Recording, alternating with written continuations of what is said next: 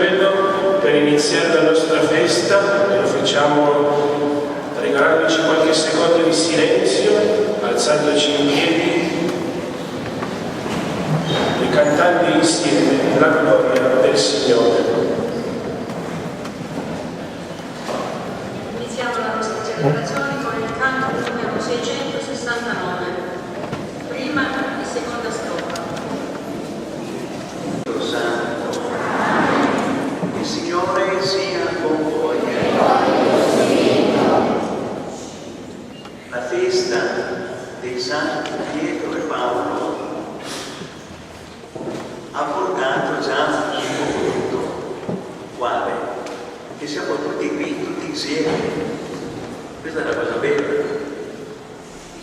E allora vogliamo, piccoli e grandi, sentirci una cosa sola per pregare, per sentirci davvero la Chiesa di Gesù, una comunità riunita attorno a Lui, ai nostri santi patroni.